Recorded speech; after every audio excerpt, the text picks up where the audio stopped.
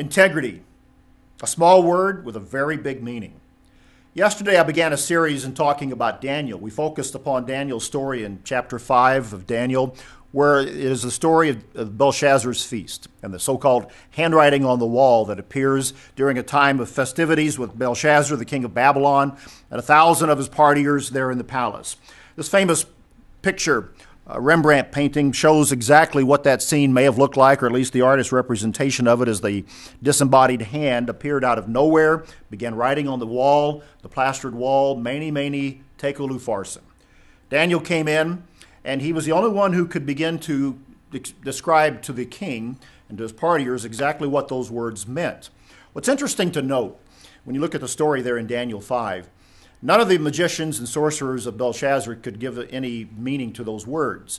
But when Daniel came in, at the behest of the queen, because he was a man in whom was the spirit, the excellent spirit of God, and his reputation was intact, Belshazzar offered Daniel some money. Whatever you need, he said. All the money, all the power and the wealth, just give me the meaning of these words. Daniel looked straight at Belshazzar, and he said, "Keep your money, king. I don't need it. Keep your money and give it to someone else."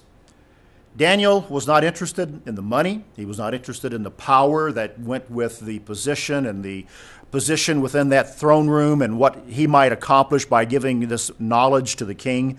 None of that mattered to Daniel. The reason is Daniel had integrity.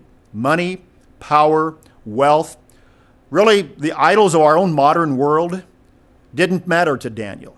Daniel lived in Babylon. They bowed down to wooden and stone images, and they had their own different forms of idolatry. But at the heart of the palace intrigues of that period of time were the same idols that we have today of fame and money and wealth and status.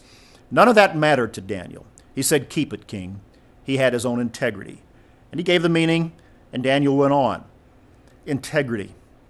Those things that are right here in the heart, the most important matters that define who we are to ourselves and to God.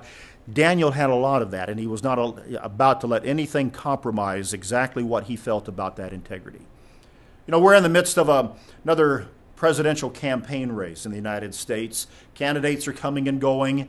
All kinds of stories and accusations are made about candidates as they are on any given year about their personal character, their morality, their integrity, and their ethics. Charges are brought forth by people from various walks of life. What's true? Who knows? I don't know. You don't know. Maybe it's true. Maybe it isn't.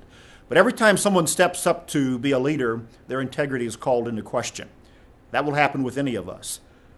The surest thing that you and I can do is to keep our own personal integrity intact. Daniel did that. A small word, but a very, very big subject. What's your integrity?